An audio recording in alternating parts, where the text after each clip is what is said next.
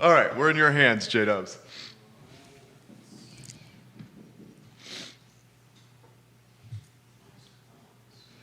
All right, guys, we will start the show shortly. Do us a favor, tell your friends to watch the show, family members. We're going to spend some time with Juan Diego Wade running for Charlottesville City Council.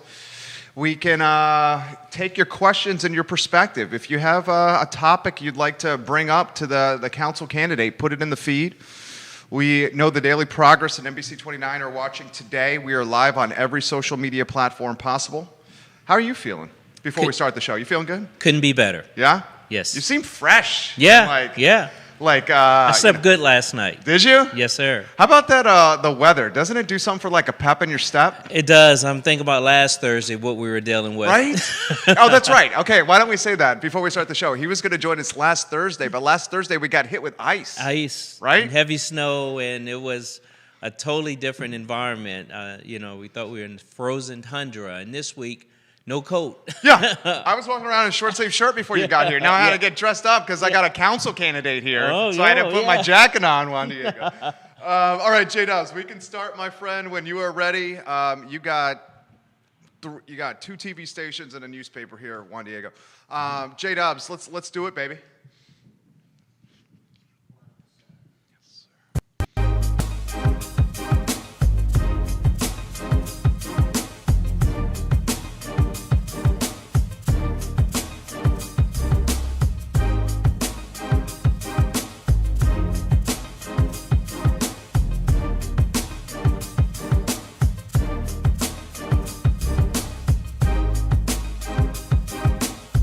Guys, welcome to the I Love CVille show. My name is Jerry Miller. Thank you kindly for joining us. We're live in Charlottesville, the Commonwealth, the country, on the I Love CVille network. We're presented by Ting Fiber Internet, crazy fast internet, Ting Fiber Internet, ilovecville.ting.com if you'd like to save $288 on the best internet possible. Today's program is going to be dynamic. Juan Diego Wade is in the house.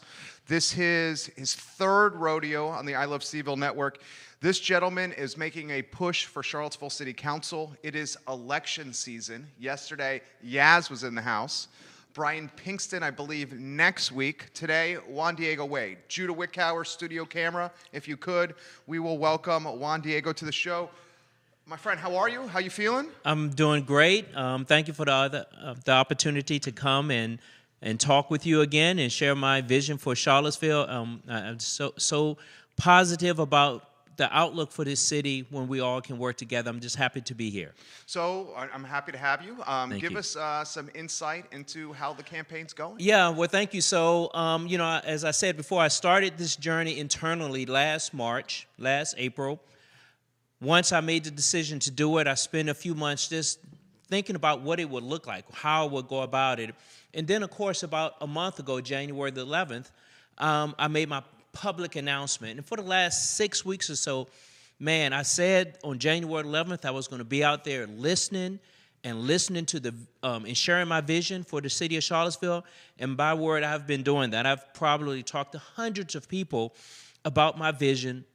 And it may have been partisan, but I think it's been well received, Jerry. I've been talking to a lot of people about what I think Charlottesville should do in the future, in its direction, and I think it's been very well received.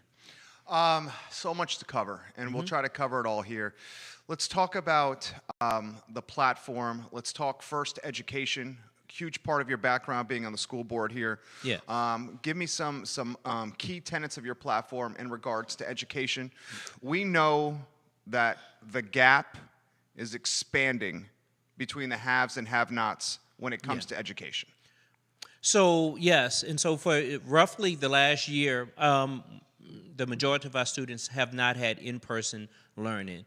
And that has been, it really pains me. I tell people of my personal plight as my daughter who graduated from high school last year, and that she wasn't able to have a regular graduation or have a regular prom or just any of the fall sports. She decided to join the tennis team. Just some of the things that you think of as a senior in high school that you couldn't do. And then not being able to make those tough decisions not to do it in the fall. We know that some of our students in that environment of virtual thrive, but many of our students did not. Some because just their learning style, others because they didn't have the technology for whatever reasons. But we as a school board, and on top of that, we were receiving hundreds of comments, maybe even thousands to this point, whether we should stay or go. And there were many on both sides, probably equal, to say we definitely should not go back to school because the virus is spreading. And many have said that we should go back because of this study and that study. And we as a board, we just had to kind of take that in and make the decision that we think that is best. And so now that we're really looking at, okay, it looks like in the fall and maybe even later this year we should be able to come back, we're going to look at and see where we are. And I personally talked with the superintendent about what type of measures can we put in place. And we know that we've hired some extra counselors because this has been really difficult on a lot of students. And so we're going to have that in place. But also we're hiring extra tutors. We probably will have an extended summer school or a more robust summer school. We're looking at that. Additionally, I would like for us to look at things like maybe extending the school year next year by, 15, 20 minutes. We really haven't gotten to the details yet. That over a course of a year could add up to quite a bit of time, maybe even several weeks of school learning time. So we need to look at all of those things, see exactly what our students need to and a lot of people are calling it an achievement gap. I'm calling it an opportunity gap that we have for many of our students in this district, because we serve a broad range of students, a lot with financial means, a lot with low wealth means. And so we just need to be able to see where we are with the students and get everyone back on track. School reconfiguration is like such a hot topic now. It is. And in two Tuesdays ago at the last city council meeting, the topic went kind of like this. Mm-hmm. We have school reconfiguration, we have a massive West Main Streetscape project, and they seem to be almost competing because the dollars we have, as you know, are limited, and they're more limited than ever because of the impact of COVID. Yeah. I guess why don't I start with an open-ended question with school reconfiguration? Where do you stand? How does it play out? I mean, do we know a price tag yet? It's penciled in at $50 million. Yeah. I can't see it coming in at $50 million. Yeah. So, this is, with my school hat on and with the hopeful wishes that next year I will have my city council hat on, that $50 million is probably, a good figure to put in now. It could be a little bit higher, hopefully a little bit lower. During this times now, the economy for a lot of people is not very good, but for the construction business is really tough. I mean, in that they're very busy right now, so it's not like that you can get a good price, for construction. And so I think that as a school, we need that. I've been on school boards 16 years, and that has been one of our top priorities for many years. And for many years, we've said, okay, we understand you have to take care of the sewer lines and the water lines and things. So we've stood in line for those improvements. And now I think that the price is not going to get any cheaper if we keep putting it off. I just think as a city, as a community, we need to sit down and figure this out, because we have, the West Main Street. I've heard that we have housing concerns. As I'm listening, we have the schools, we have the parking garage. I've heard a lot about that. And so I think as a community, we need to sit down and kind of recalibrate where we are. There are priorities that we have in the community to sit down and determine for the West Main Street project, that is a priority. We have to realize that if we give money to schools, if we give money to housing, if we give money to this, that is not taking away money from another thing. This is a very complex problem, so it's going to have complex solutions. And that we have to sit down and figure out how we're going to move forward, how are we going to be able to divide up with the schools. How can we do those phases, maybe fund some now and fund some later. With the economic development, whether that's West Main Street or the downtown mall or the corner, that the study just showed that every dollar that you put into it, you're going to get $4 or $5 back. And so we have to realize that as a community, that's an investment that we're going to have to be able to maybe fund some of those housing, some of those job readiness type of programs. But we have to sit down as a community and respect each other's point of view so that we can come up with, it's not going to be an ABC type of solution. Again, these are going to be some very complex solutions, but I believe I've seen it over the last 15, 16 years that serving on the school board and chair of other committees and boards, that when we put our collective minds together, we can address these community issues. Because I really believe no matter what point of view that you're coming from, that everyone has what's best for the city, and that's to thrive. But right now, it seems like a lot of people are working in their silos. And I consider myself a great listener and someone that can bring these, as a consensus builder, that we have to bring these various interests together in unison so that we can move the city forward. That's what I consider my strength, and that's what I would want to do if I'm elected to city council. I think that's a strength. There's no question you're a leader, and people gravitate to you and follow you. That's no question. I'll ask you a direct question here. Yes. If you're elected, how will you vote in regards to this West Main Streetscape project? I mean, we're talking $52 million, something that's been in the works since 1988, which I learned from Kathy Galvin earlier this week about. We know that the utilities underground already have to be replaced. We know 18 million of that 52 is coming from the Commonwealth, and if we don't take it, the city of Charlottesville, Orange County is going to grab the money for a roundabout. Orange County, Virginia. 5 of that 52 million is going to come from UVA.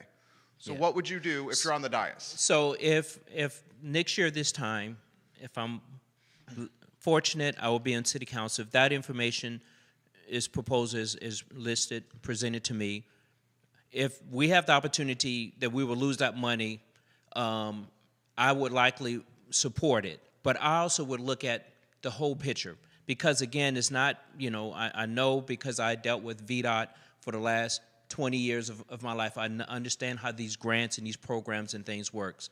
But for the last year, a lot of things have been, we have to recalibrate ourselves because of the last year. And if we can get a delay, if we need to, then that's something that I will look into. But I think that we need that because I know that that's the gateway between downtown and the university. And again, that economic engine will allow us to have more funds to fund these other programs that we want to do, the schools, the housing, the job programs, and things like that. But again, we have to work together because it may be a possibility that for that project that we can do some of it and use some of the other money for other things. We just have to look at it. But I would be supportive of it because I understand the importance of it. But knowing that money for this particular program will allow us to be able to have more money for other programs that we want to fund, that we find that's a priority for the city of Charlottesville. How far do we think we are away from action from a school reconfiguration standpoint? That's an excellent question. This is a project that I know that has been in the city council CIP for many years, and CIP is a great placeholder because it's saying, okay, we do prioritize this project because it is in our scheme to fund this project once other projects are freed up. But I really don't know exactly, where the projects stand as far as funding that's in front of it. So, I would see where it stands. I know the importance of it, and this is right now is with my school board hat on, because it is a project that we believe is one of the things that's, we need to really make our schools, they're awesome now, but just really take it to the next level, because we know with the different transitions that our students do with the elementary school stopping at the fourth grade, to move things around. We really need to make these type of changes. It's very important that we prioritize this project. Juan Diego Wade, guys, our guest. He's running for Charlottesville City Council. Questions are coming in. If you guys have questions for the candidate, please put them in the feed. I will relay them on air. So much I got to get to. The parking garage, Market Street, you've touched on it. Yes. Your thoughts? It's the centerpiece of the agreement with the county and the city to keep the courts downtown. Counselor Snook, who's an attorney, says maybe this isn't the best use of the money now because we're uncertain where parking demand is going to be long term due to COVID. What do you think about this topic? Yeah, that is something that again, a lot has to be recalibrated because parking demands may have changed. I know when I was doing transportation planning for many years, we looked at, okay, this is an office building, 450 square feet. The IT manual says it has to have this many of parking spaces, and it's going to create this much traffic. Well, after the last year, a lot of companies are saying, you know what, we realize a lot of things that we can do via Zoom, we don't have to have them here. And so a lot of demands and things have changed over the last year. Even though we're going to come out of this pandemic, I think that a lot of demands, a lot of social norms and business norms are really going to change. And I think that that's something that we need to look at. I'm not ready to prepare to make a definitive statement like Mr. Snook because he's privy to a lot more information than I am. But again, and I don't want to seem like I'm just pushing off trying to lay information, but I know that as a school board member now that it's probably a lot more information that I have as an elected member that Lord and other school, city councilors have. But I think that is something I think that we can look at, that that the demands, not just for the parking garage and things, I think that they all really are going to change. There may be, I came here, I drove here today, there was plenty of parking spaces available. But I just think that we need to definitely look at that. When you're meeting people in the city to rally and gain momentum for your campaign, what are some of the common things you're hearing? What are folks saying about the perception or the dysfunction amongst leadership? Is that something you're hearing? It is, and I really don't want to comment too much on that because I know that our current elected members, they have a very difficult job. I understand I'm on the school board, and I know that we are, some of our decisions and things that we make are not popular, and I understand that. But I am hearing that they don't know what's going on because many of them have just kind of tuned out because usually what they hear is not good. Even though there's a lot of good things that are going on, usually the media would lead with, the negative, and so I'm definitely hearing about that, and that I believe that I will bring some positive, measured, calm leadership to the council. That's the skill set that I have that I would want to bring, and just knowing governance, knowing how that when you have a good leader like we have in our superintendent, that you let them do their job and you do what you were elected to do, set policy, approve the budget, and approve the budget, hire the city and hire the city manager for the most part are the duties of the council. But I understand in this community as a school board that is much more relational, that I know that people will be contacting council and board about a policy issue or a community issue, and I know that when I get that I need to direct it to the city manager to take care of it. Something else that I'm hearing about is the issue of housing. Something that and these are things that didn't surprise me. Something that did surprise me that I'm hearing about is that several people said that it seems like the city has a lot more litter, around town, and I didn't realize that, but as I was hearing it and I'm driving around, it's like, it is seeming to be a little bit more litter. And I think these are very solvable and doable things, either with our current staff, or I think it's a great kind of collective community effort to adopt a highway or do something, how they can feel more invested in the community that they live, and I believe most residents love. I'll throw this to you. I've been here 20 years, came here as a first year at UVA. Got multiple businesses we run here in Charlottesville. Yeah. Like you, this community means so much to us. I can't wait to see my kid grow up like your daughter's growing up. Yes. To just like this spectacular adult. Yes. I'm worried and I'm just being a straight shooter here. Yes, sir.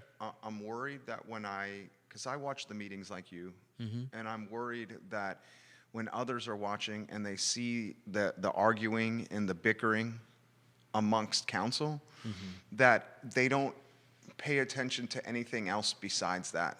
They choose to, and it's just human nature. They get caught up in the drama, like you said, we all do, Yeah. and we're not following the West Main Streetscape project as closely, or school reconfiguration, or affordable housing. So I guess from my standpoint, and I'm just a regular guy here, Yeah. from my standpoint, if the perception is arguing and bickering, it would seem like that's the first place to start, right? From a leadership standpoint, am I reading this wrong?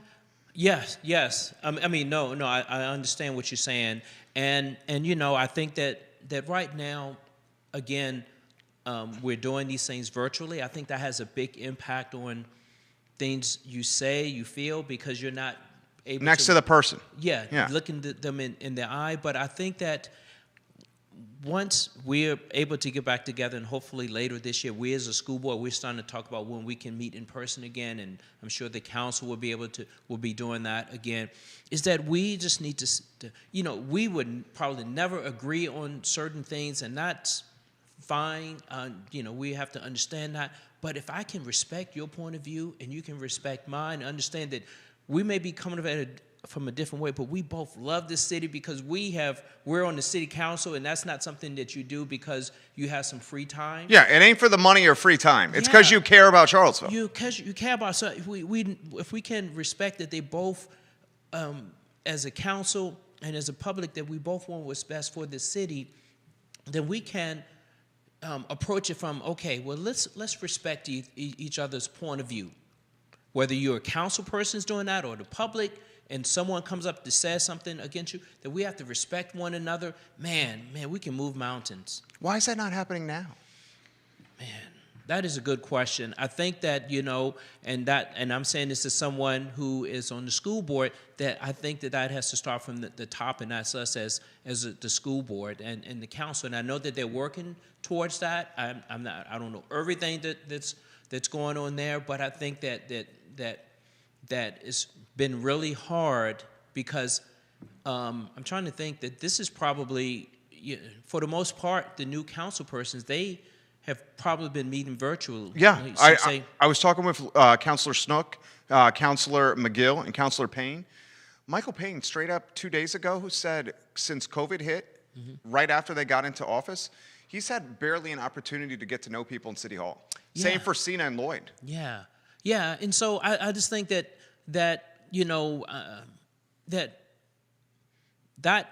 relationship hasn't been built. I know that when we first got on the school board and we first meet new members, and many times the most fruitful how a relationship really developed, whether we're at conferences, having dinner together afterwards, or after a meeting, walking to the parking lot, to the car. That's when those relationships and stuff, you really start, well, how was your day? How's your family doing? What those type of things, you really kind of know that person other than just a council person or a school board member, and that's really been missing. I believe I'm projecting this on city council, but I know it is for the school board, and so it's been, I can't answer why it hasn't been happening, but I believe that it should happen. Respect. Yeah. Respect. Absolutely. Respect. Absolutely. Let's see, we've had Maurice Jones, we've had Mike Murphy, we've had Dr. Richardson, we've had John Blair, and now Mr. Chip Boyles. Yeah. So that's 5 city managers. These guys are paid roughly $250,000 a year in total compensation with the benefits, the vacation, et cetera. Yes. $250,000 a year, 5 city managers in less than 4 years. Yeah. What do you make of that? Yeah. I mean, it's tough being on top in that role. Very few. I mean, I know that that's a high turnover, but very few, city managers are in those roles for a long time. But I've used this as an example, for me personally, is that you want to take the time and energy to hire a candidate you believe that would be a good fit. And I know some of them were temps and things we had to do as a city. but you need to invest in that. Get public input. You make sure you feel good about it as a board or a council, because that is going to, will be doing the day-to-day operations of your organization. And I think that hopefully with Chip, and I know Chip very well, that we're able to now move forward. And I'm not sure if he's going to be a candidate for the permanent one, whatever it is, but I know that Chip has the experience of dealing with localities and organizations that's, in the position that Charlottesville is in. And so if we are, as city of Charlottesville, will be next year or in 2 years looking to hire or it on a more permanent basis, we just need to make sure that we feel good about that candidate with the public input, with we as the board and staff feels like that will be a good fit for our community.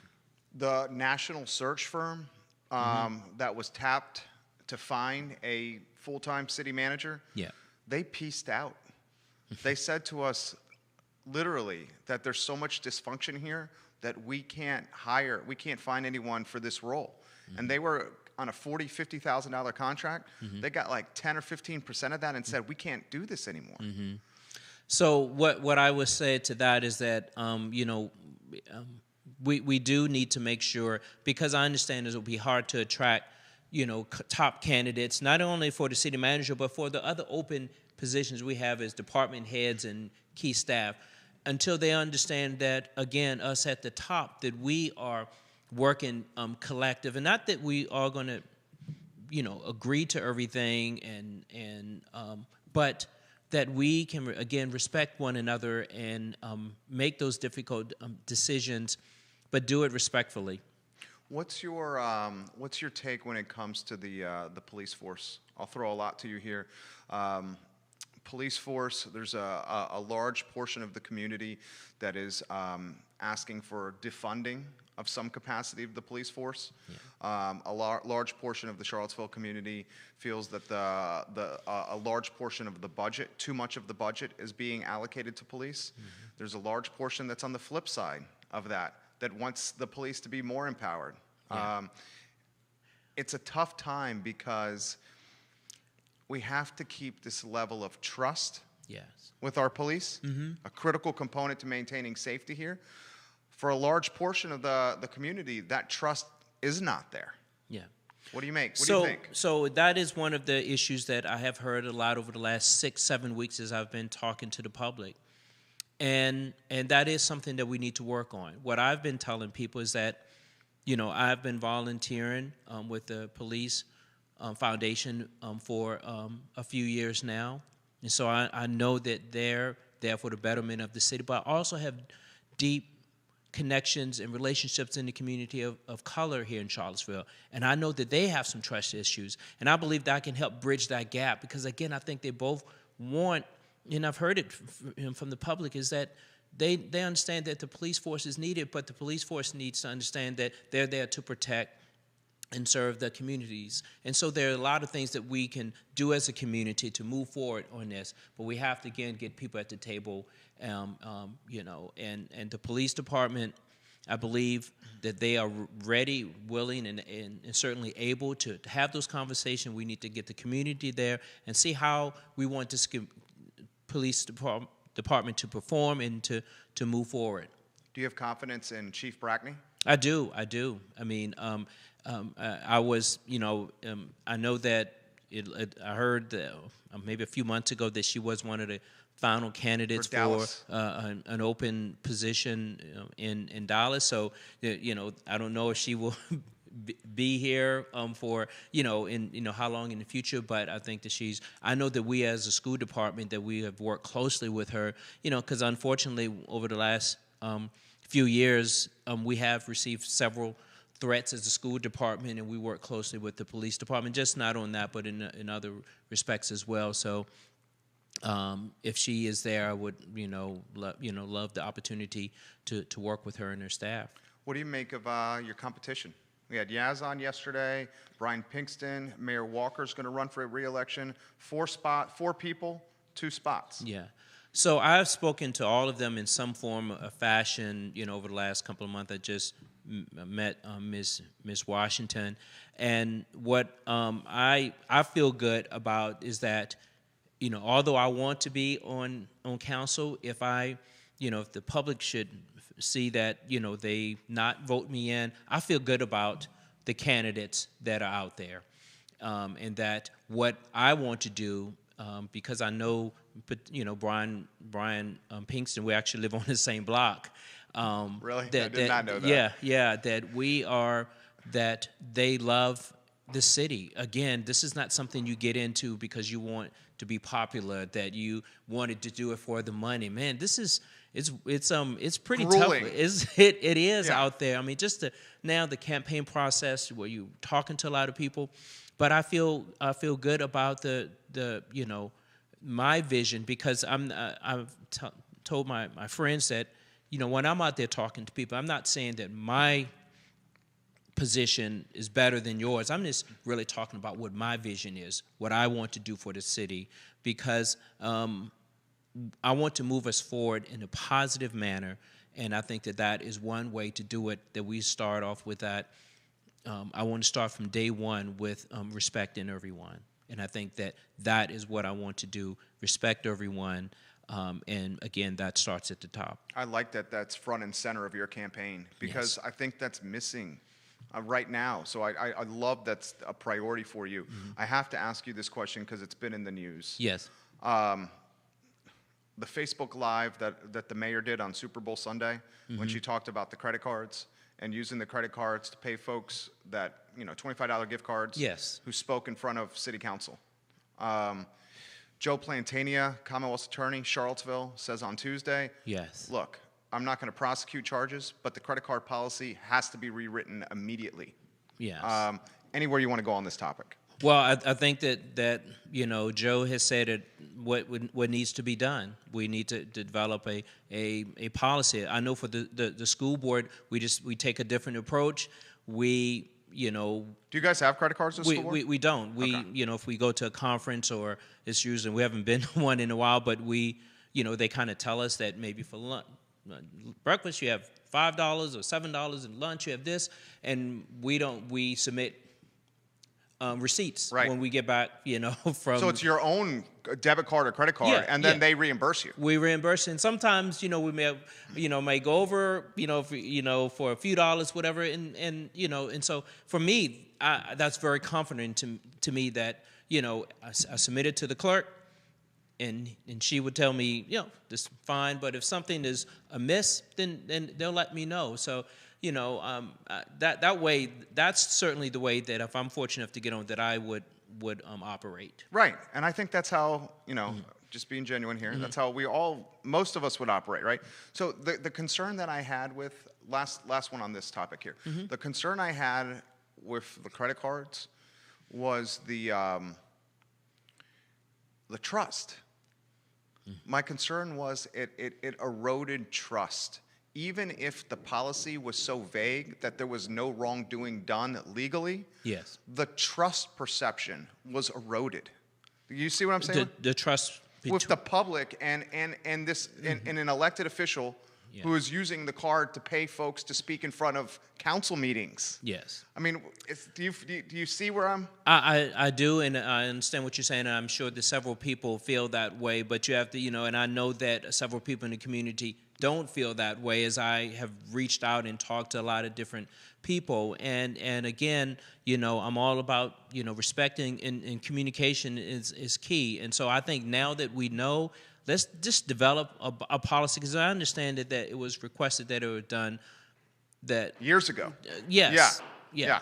Plantania brought it up to City Hall years ago. Yeah. And he said, I naively thought they would do a policy when the Commonwealth's attorney says you need to do a policy, Yeah. right? Yeah. And they didn't do it. We need to do a policy. Yeah. There needs to be a policy on it, so that it's clear, and so we won't have this in the future. I think that we will be able to, with all of the things that we have to address in the city, we can move on from this. We have to move on from it, because we're bigger fish to fry, if you will, and I think that we can. Again, we have to. I was having a good conversation with Mr. Herb Porter Yes. Fifeville Neighborhood Yes, sir. Association president, long time. He's not currently. Right. And we were talking public housing. Yes. And he brought up 2 points to me that I've really been thinking about. And he said, have you noticed that the public housing in Charlottesville, it's done in pockets? So it's not the public housing spread out through Charlottesville. It's pocketed in areas of Charlottesville. Yeah. And public housing, for example, students, children that live in public housing, it's not spread out through all the schools. It's only in a couple of schools, the students that live in public housing. And his concern was if we go about public housing this way, it's not going to create diversity. It's going to create pockets of vulnerability that folks will never be able to escape. What do you think of that topic? So I think that, as we move through this process, that, we definitely can look at the zoning for the city to see where changes can be made. But it's not a lot of big areas in Charlottesville that we can put apartment complexes or big places like, if you're thinking of, they're probably thinking of West Haven and maybe Friendship Court. There's just not a lot of parcels that I'm aware of without doing some significant, infrastructure improvements and things like that's going to happen. So there are going to be kind of, duplexes and quadplexes and things like that. But we just need to look at where that needs to be and what it will look like. And so I think as someone who has a background in planning, that we need to have those when we're updating the comprehensive plan, having that input. And input for me will look a lot different than we've had it before, where we would have a meeting and, at 5 or 6 or 7 o'clock and expect the public to come. We still can have those, but I think that we need to be more proactive, go to those families and those communities where we know that it's usually been underrepresented, and talk with individuals. Even if it's walking and they're on their front porch or wherever, because to get that input. Because that's what I do. I did a lot this time when I was getting some voter registration, and they're not shy to share their input. They're not shy at all to share their input, but it's going to them. And so we just need to kind of also look at public input a lot differently than we're doing now. Did you see that listing we posted on Facebook? It was a $675,000 asking price for a home in Fifeville on Knoll Street. It took 4 days for this home, $675,000, 2,500 square feet, 0.12, the lot size. Not 1.2. 0.12, 0.12. So that's like a postage stamp lot. Yeah. 675 ask, 4 days it went under contract. The home 2 doors down from this one, no running water. Okay? Yeah. So the reason I bring this up to you is, man, Juan Diego, Charlottesville is getting more and more expensive. Yeah, we have to really look at a creative solution to the housing. It's just not one way to address it. The Affordable Housing Fund certainly is one component. We need to look at continue to fund programs, I believe, like AHIP, which works actively to keep residents in their home with making relatively minor improvements so that they can stay there. But also we need to craft laws that if they live there and they want to stay there, they can do that. But if they want to cash out on American Dream and sell or whatever, then it has to be flexible enough to allow them to do it if they want to. And it's really hard to craft policy like that. But other localities around the country are doing that. I think that we just need to look and see how we can address that, because it is getting really expensive to live here in Charlottesville. Alex Erpy, tell Juan Diego great answers, but we're going to have to talk about that Red Sox hat. Yeah. So, look, quick story on that. My mother-in-law lives with me. She's 94, and she moved to us from Hartford, Connecticut, about 7 years ago. And so I'm a big Red Sox fan because of that. So Olivia Branch is watching. We love Olivia Branch. Yes. She says, please vote for Juan Diego. He's the perfect candidate. He cares. He's compassionate. He's knowledgeable. Thank you, Olivia. Troy Robinson is watching. Yes, my boy. He's a good guy. Yeah. Troy Robinson, he says, great answer, Juan Diego. Yeah. Great answer right there. Thank you. All right, so a lot I want to cover, and we'll get to your questions here. You have a lot of questions from potential voters. Yeah. People like you. You have a likable nature to you. I'm sure you've heard that before. Well, thank you, sir. People like you. I like being around you. Yeah. You're a likable guy. Thank you. Let's throw this to you. Downtown Mall, Yes. crown jewel of Charlottesville. Yes. These 8 blocks, in a lot of ways, one of the reasons people come here. The vacancy rate in a strong economy is less than 1% downtown. Right now, our vacancy rate is roughly 25% on the downtown mall. And unfortunately, more businesses are going to close. Yeah. What would you do if elected for, say, the downtown mall? Yeah. So I would, first of all, really sit down and talk with them and say, what do you need to thrive? Because I know I've said this before, but that isn't an investment. It's the crown jewel of Charlottesville as far as business. People come here specifically to walk up and down the downtown mall. What do they need to thrive? And I know one thing is that is lighting. We don't have to do a multi-$1,000 study to determine where the lights are.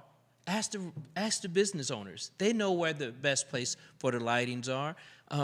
We need to. I like to share with people this story. For me, the downtown mall is, when my daughter was growing up, really up until a few years ago, the crown of my jewel of my week was to, after work on Fridays, go home, change clothes, get into something more comfortable. The missus and I would take our daughter and probably 2 or 3 of her friends, go to the Fridays after 5, watch the show, grab dinner, and just walk up and down one side of the mall, seeing tens and hundreds of people that we know, walk back down the other, still talking to people. At the same time, people are eating dinner and walking, getting ice cream, and then go home by 8, 9 o'clock at night, exhausted, but loving every minute of it. I want that back. I miss that. Yes, and I think that we can get it. We can get it back. The business owners, I know that they want what's best for Charlottesville, and I think again, if we invest in downtown mall, we're not divesting from housing. We're not divesting from the West Main Street. We all understand that when one area thrives, we all are going to thrive. And so, as far as, what does the downtown mall need, we can look at seeing what would it cost that, to get some extra people to specifically to clean, litter or whatever. Just, I've been in different cities where they have business districts and they have people to just work in that small area to take care of different issues. I think that it's not, that's not like a totally creative type of thing. That's something I think that we can sit down and figure out what that would look like, and find out what our businesses need to continue to thrive, so that they can bring back people to hire, get the businesses going back. I think that that's very doable. We need the downtown mall back, thriving and strong. I agree. That was a great answer right there. I miss that so much. The Fridays after 5, walking up and down the mall and seeing the community come together. We need that.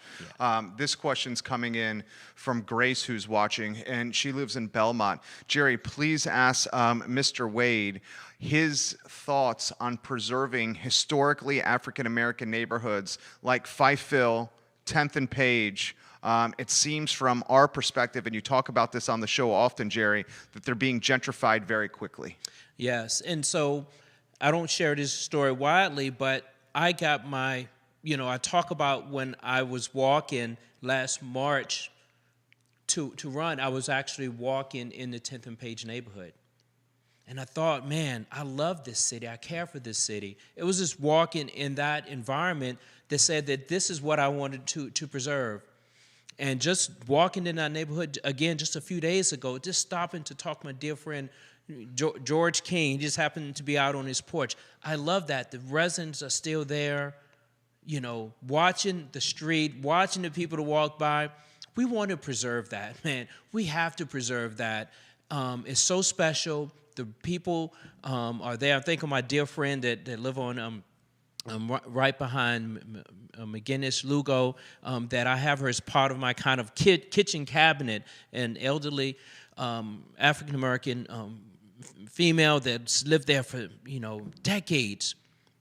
I want her to stay there as long as she wants. We need to preserve that, and so that's how we need to craft our policies and things so that we can preserve that. But I also have seen walking in there is that you will have a house, and right next to it is, man, it's a new modern house that I'm sure that someone has probably purchased for, sometimes a low price, and tear down the house and then build a new modern. We just have to figure out a way how we can preserve those type, because that is what really makes the city special. So yes, I will do everything that I can because I understand the importance of it. When I first got here 30 years ago, working with when I was in grad school, I did my senior thesis on the NAACP, a program that they had, and I got to talk to all of these wonderful people. Many of them have gone on now to see the Lord, but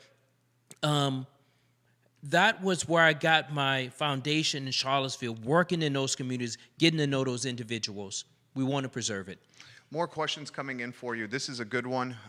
This is coming from Chris, who says he lives down Ridge Street.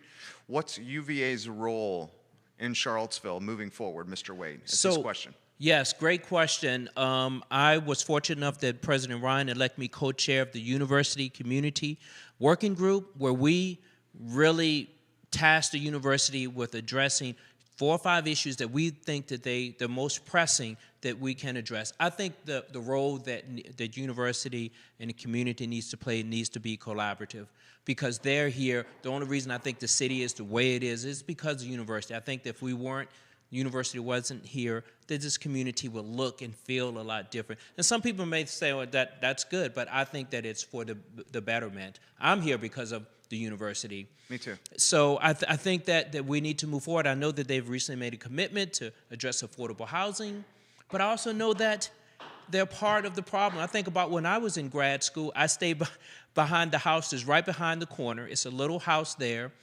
And I think we have 4 or 5 guys in that house. This was I was here from 1988 to 1990. Small house.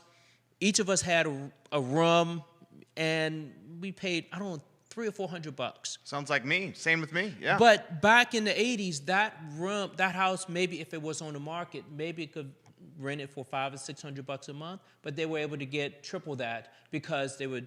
And so I understand the impact that that's having on the community for a regular family that's not a student or whatever, trying to find housing. I think that we can work together because we have relationships. I have a relationship with the university that we are able to move forward. So it has to be a collaborative working together relationship with the university. Stephen Coppinger in North Downtown has this question for you. I think it's a good one. Juan Diego, if you're elected, how will you work with Councilors Snook, McGill, and Payne?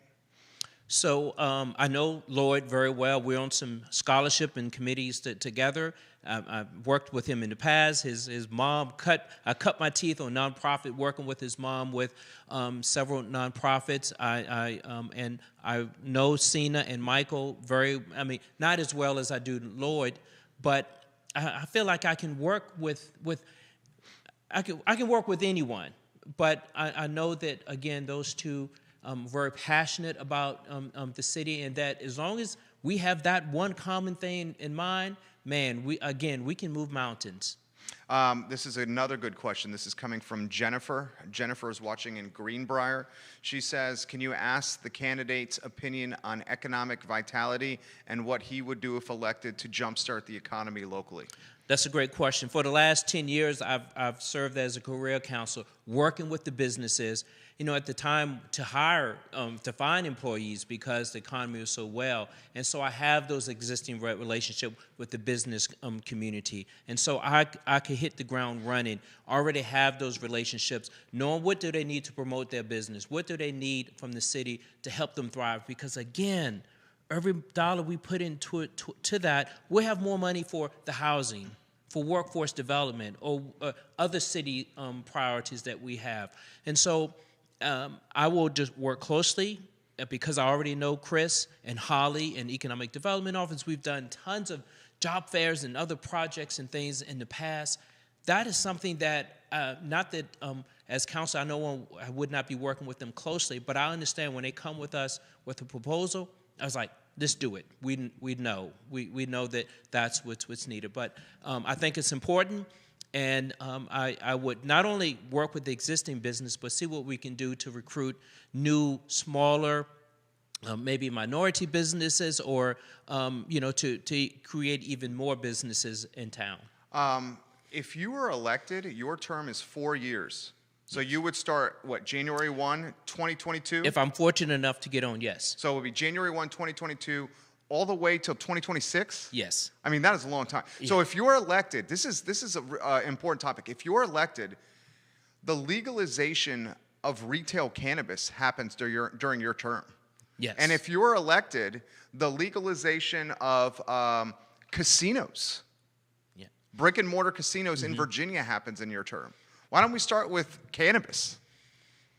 Well, if it's going to be legal, and we, and I haven't really kept up closely with what's happening in Richmond, but I believe that it's not like an issue now as to whether, it's going to be It's legal. completely decriminalized. Yeah. If someone has possession, they don't get in trouble with the law. And the governor has said by 2023, it will be brick and mortar retail cannabis in Virginia. Yeah. And so I think that we will look at it then, just like with any other, business that will come to us, and I know there's probably just like with gambling, there may be some, information that if you feel like you're getting addicted to it or whatever, that we will have that information. But I think that just me at this point, without doing a lot of research, I think we will look at it just like if they were opening up a regular retail store. Make sure they look at all of the rules and guidelines that we have in place, because we have to look at it on a competitive nature. If we, say have an ordinance or something that we don't want that, then they will likely go somewhere else, and we want to, have that tax base. You want to capture the tax revenue. Yeah. That's the way I'm looking at it. That's just I think that's the right way to look at it. I mean, it may, that's, Because they'll just drive across the line to the county or Fluvanna or Louisa, and they'll get the tax revenue. Yeah, so that's the way I think that I would look at it at this point, just with the information that I know at this point. This election, and I said this on the show, is so important. You got not only the West Main Streetscape, school reconfiguration, and the Market Street Garage. You got a budget that's in shambles because of COVID. We're trying to figure out what to do with the statues. We're figuring out whether or not the city manager, we're going to open up a national search. You got cannabis, you got gambling, you got affordable housing, the rebuilding of Friendship Court. This is all happening during the 4-year term of 2 spots coming up for grabs. What do you make of that? I mean, you're smiling. You're excited. Yeah, delicious. That's what You're ready to work. Yeah, so I think that it will never be a boring council meeting. It sounds like it'll always be something going on, and I think that's what you want in a thriving city. If you look at it on the flip side, what if nothing at all was happening? Then we would be a town that was, losing business, losing population, not having any value on the land and things like that. So I think that with those type of initiatives, those type of programs, we just have to look at it as a community, how we want to move forward, and we have to make sure that we get everyone's, all the stakeholders' viewpoint and insight and perspective as we move forward to make policy and make decisions. How do you handle stress and when times get tough? So, because I have a feeling if you're elected, you're going to have some stress and some tough times. So that is something that many of my close friends have told me. They're like, Juan, we support you, we want you to move forward, but we don't want you to change. And so it's a couple of things that I do. I'm a big I crochet. I crochet, and I've been doing that for nearly 30 years, and so that's something. So if you should see me I won't do it at the council meeting, but maybe a work session or something, crocheting, then that's one of the things that I do. Anything you wear, you've made? No, not that I have on now. Okay. But my wife said no more Afghans or blankets for the house. So we have a ministry at my church that I make them for, and so I do that. So I think that that's one thing. And just really walking, spending time with my wife. Is she worried? Well, I had to get her okay, and that was one of the things. I think that she's a pretty cool cucumber herself, and I think that she doesn't believe that she could do it because you know, we can't have two of them in the family, you know, politicians in the family. But she's happy in her role. She works at the Cancer Center at UVA. Your legacy in this town is already like A+++. Like, is there any time you think, why am I doing this? Well, Because you've already made a huge impact on the community. yes. Well, thank you. And so I appreciate that. And what I've done as far as how I lead and make decisions, big decisions, and I've said this before, is that I take the information from the public, that I get from the staff, and usually it's a staff report or something. And sometimes I talk it over with the missus, but I usually take that all in and I pray on it, and then I make my decision. And sometimes it's spot on, and sometimes, you know what, it's not. But I know that every night I go to bed, I sleep well, because I know that I did everything that I could, and I didn't do it for personal reasons. I did it because I thought that it was the best. And that's the way that that I have governed, not only on the school board, but for the nonprofits that I lead and have been part of, and that's how I intend to do it on city council. I'm going to ask you the final question is like why folks should vote for you, Yeah. and then I know the answer, but I think everyone should hear it. This guy's got a great answer. He's got a great campaign and platform. I will ask you, and we asked you off air about this. Yeah. Can we do the friendly debate with former counselor Kathy Galvin, and then as long as we get the schedules right, Yes. for everybody. So it would be potentially Brian Pinkston, yourself, Yaz Washington. Yes. That would be fun. All right, so why don't we close with the $87 million question? Why should folks vote for you? Well, thank you. So all of the information about my platform and about me, eventually I have some good old pictures up there for You got me the in website, school. right? Yes. Yeah. Go to JuanDiegoWade.com. But I want them to vote for me because this is who you're going to get, Juan Diego Wade, someone that loves and cares for this city. I will be able to hit the ground running from day one, have deep relationships not only in the city hall but in the community, that it won't be any, wound up time for me. I will be ready to go, and that I will, no matter what, respect everyone's point of view, and that I would never be negative. I will be positive and moving the city forward. You're a breath of fresh air, man. The interview was great. You're great in this like long form setting because people really just can get to know you. Yeah. And yeah. you're a likable dude. Well, thank you, sir. Thank you. Yeah, Thank you. I'll shoot you an email and maybe we can get you back on in a couple weeks. I would love that. Thank you so much for joining us. Thank you, sir. Thank you, guys. Juan Diego Wade, thank you very much for joining us today on the show. A lot more that we need to cover on today's program. I'd like to talk, well, first let's give you some insight into tomorrow's guest. Tomorrow we have someone that's on the board of directors from The Haven on the program. Marquise Johnson is on the show tomorrow. So that's very exciting. A couple of items that I want to get off my chest before we get off air today. We really, really, really, really need to follow the candidates who are running for council and learn about them and their platforms. I will continue to emphasize this on this program and on this network. On the 3rd of November, we elect 2 people. There's 4 people now running for 2 spots. Walker, Juan Diego Wade, Yaz Washington, Brian Pinkston, Mayor Nikiah Walker. On the 3rd, 2 of those 4 are going to get a spot on council. The council on the 1st of January, for the next 2 years, those 5 people will make hugely impactful decisions. The type of decisions that will be felt for decades in Charlottesville. Whether or not to do the West Main Streetscape is a decision that will be felt for decades in Charlottesville.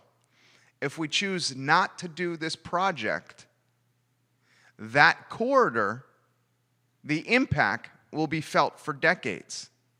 If we choose not to do school reconfiguration, if we choose not to go forward with the Market Street parking garage project, if we choose if we get a national search firm to find us a city manager, if Chip Boyles is not the long-term guy, that's going to affect us for years. This is straight up the most important election this city has had in the history of Charlottesville. Now, you can say the election right after August 12th, 2017 was important, and it absolutely was. But we haven't even had our come to Jesus moment yet about August 12th, 2017 in this town. We still got the statues in the park, right? We don't know what's going to happen with this parking garage on Market Street. 25% of the downtown mall is currently vacant. You heard me correctly. A quarter of the downtown mall is vacant right now. We're not sure if we're going to do a $52 million project on West Main that's been around since 1988. We've been talking about this project since 1988. Think about that. 1988. We don't know what's going to happen to our budget because we don't know when the economy is going to return back to form. The jobs in this community that created diversification, that created diversity amongst the people in Charlottesville, the jobs that helped create that diversity, those jobs are going away. Seriously.